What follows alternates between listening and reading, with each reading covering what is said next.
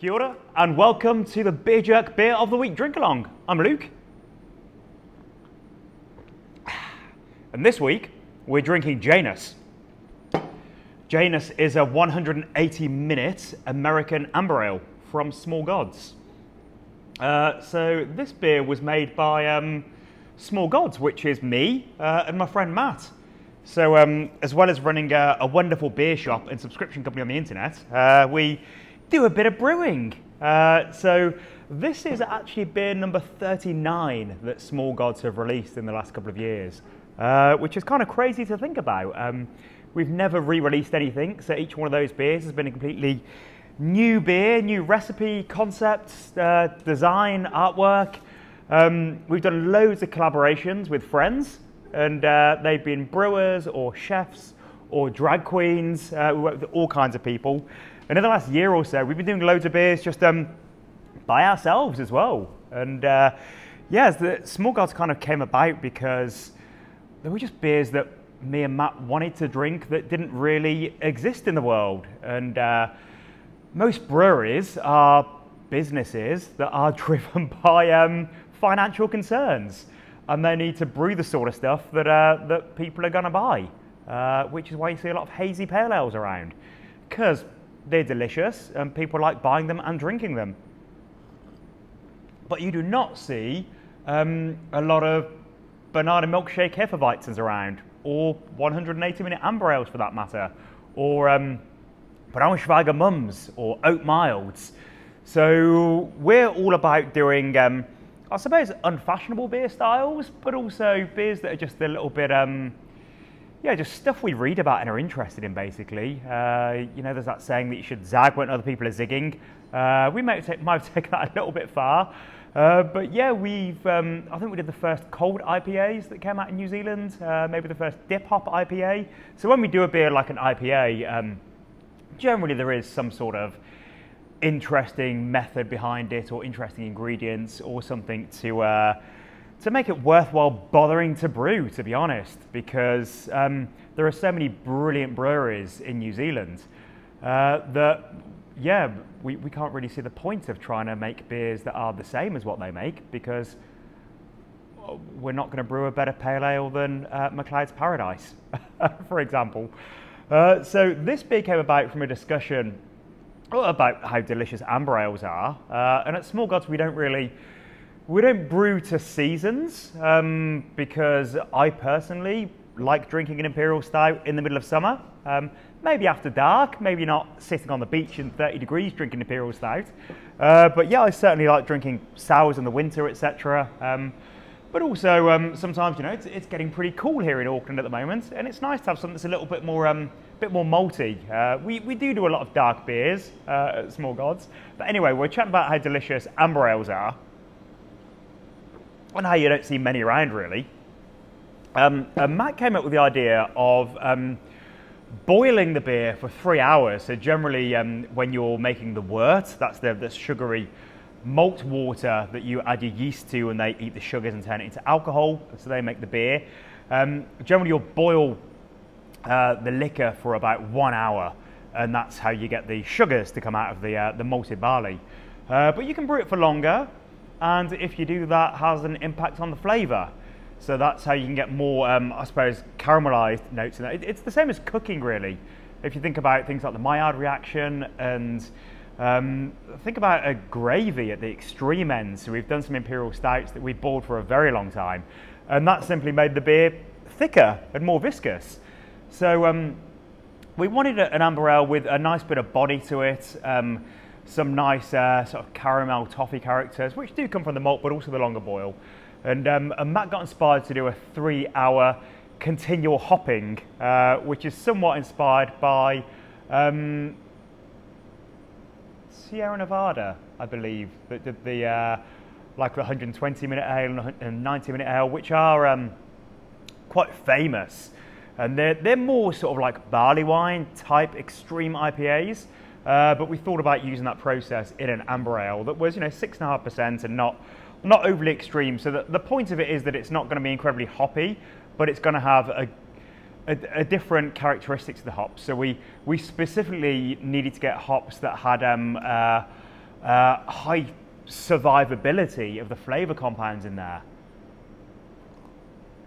When IPAs that are most popular these days, it's all about the dry hopping and the double dry hopping and dip hopping, which is actually adding hops to the beer when the boil is finished completely. It's making a sort of hop tea.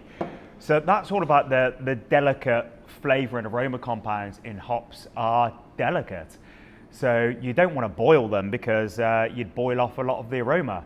So we specifically did a lot of research on hops that have a higher survivability rating, so that those lovely thiols that we talked about a couple of weeks ago and flavour compounds would survive that longer boil as a bit of a fun process.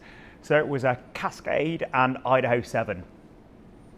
So the beer it's pretty nice. Hope you're enjoying it as you're drinking along. I get a bit of sort of, well, of course, first of all, it's a nice malty beer. So it is that amber is the key part of it. So you're getting like lovely brown bread, some like toast characteristics, toffee and caramel, like we just spoke about, but then well balanced in there with the hops. So I get a bit of like rosewater Turkish delight, and a little bit of pininess. There's a nice solid bitterness. It's surprisingly dry. Just keeps making me come back for more sips. I think it's a pretty tasty beer. It's not as extreme as some of the beers that we've made, but yeah, I think it's a good autumnal and getting into winter time beer. Which brings us to Janus, linked to January, which of course is winter time in the Northern Hemisphere, and in Rome, which is where Janus was a god. He was a very, very important god to the Romans.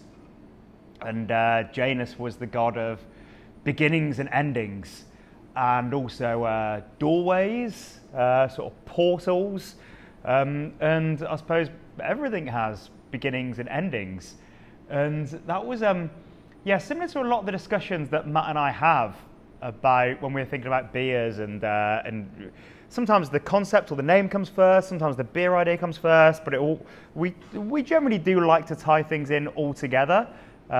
We haven't really done any beers where the name or the story isn't linked to the actual liquid in the glass. So a 180-minute American amber ale. When Matt suggested that, we just both simultaneously came up with Janus, and to us it was just so obvious that it would be Janus as the two-faced god. So that's what he's famously known for. He has much like the design on this can of beer, he had a face on the front of his head and a face on the back of his head. So maybe that's not as obvious to some of you watching. I've chatted to a few friends and they're like, I don't know what you're talking about, I've never heard of Janus. And Janus, a lot of people have been calling it Janus, that are ordering at the bar in the Fridge and Flagon, and that's fine. It doesn't really matter. A lot of these old words are said in different ways. It's not as though one is correct and one is incorrect. I say Janus. I believe that is how Romans would have said it, but also I don't speak Latin. So Janus is definitely what you'd say if you're from Germany or Poland, for example. So yeah, it doesn't matter if you say Janus or Janus. No one's really bothered. So that is about it with the story of Janus. I was hoping to get Matt along this week, so we'd have had he'd have been able to fill us in a bit more stuff. But anyway, he's not, so he can add some stuff in the comments. So if you're not drinking along this week, if you're one of those odd people, like I've chatted to a couple of you recently, that watch the videos but are not subscribed, you'll be very happy to hear that we fixed our damn website and we've now got subscriptions working smoothly. So we had a few glitches. I won't bore you with them because it's boring enough for me and it's my bloody business. So if you head to Beer Jerk, you can now just click on subscriptions at the top and sign up to a classic subscription where you get to drink along with me, drinking a really interesting beer every week. They're generally beers that you can't find elsewhere. They're beers that we sometimes import or work with brewers on really small batches. And it costs $8 per week, which is mad how cheap that is, because that includes shipping and everything else. And we get some really special beers in the box. So hopefully for the couple of you that are watching these videos and not drinking along, this will be the last time that happens, and you'll go and join up, and I will send you a box of the next 6 weeks beers tomorrow. Right, other news. We have got a pretty fun festival happening here at the Fridge and Flagon on Saturday. It's called Nano Fest. We did it last year for the first time, and it's a celebration of the smallest breweries in New Zealand and the most interesting breweries in New Zealand. So Joe and I have had a lot of fun curating the tap list. We've got in fact, a really fantastic tap list, which was harder work than it sounds, to be honest. Because by virtue of these breweries being the smallest breweries in New Zealand, many of them haven't got any damn beer because they have a 100-litre brew kit. So a whole bunch of people that we got in touch with just came back and they're like, oh, I'd love to be involved, but we've got no beer, unfortunately. But we, nonetheless, we have pulled together a really, really nice lineup with 10 different breweries who are Abandoned, Aotea, Alchemy Street, Brewed, Kainui, Karamu, Mythica, Slab, Small Gods, and Wilderness. So really eclectic lineup. We've got, a pretty cool range. I'm announcing all of the beers on our social accounts, so check out the Fridge and Flagon social accounts to see all those beers popping up that are going to be pouring. There's a Fig Lambic style that just got dropped off by Daryl from Karamu just moments ago. I've only actually tried one of his beers, but he's got this really cool barrel works, and he does a lot of lambic style and sort of wild fermented funky saisons, interesting things like that. We've got a really cool beer from Wilderness, which is definitely in that world. We've got sort of Bretted saison from Kainui. We've got a Black Forest Gatto type stout from Alchemy Street. So there's going to be all sorts of interesting stuff to discover. So as usual with our little festivals at the Fridge and Flagon, it is free entry. Just come and buy some beer. We've also got our good friend DJ Apparel Spritz is going to be on the decks playing an all vinyl set for New Zealand Music Month. So all sorts of wonderful New Zealand music is going to be played. And then lastly, Carlo from the Strawberry Pig has got a really cool menu that he's put together. So I gave him a sneak taste of some of the beers this week. So he's pulled together a really interesting and delicious looking menu of stuff that he'll be cooking up on the day. So that is Saturday from 12 till 8. Anyway, I'm going to go finish my beer in peace.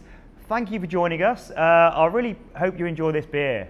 Me and Matt put a lot of effort into coming up with these interesting beers and labels and concepts and researching the stories behind them. It's we don't really have hobbies. We just chat about mythology and deities and history and stories.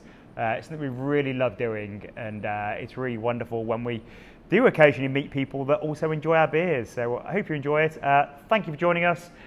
If you're not a Beer Jerk subscriber, go and sign up now, for God's sake, and I'll see you next week. Cheers.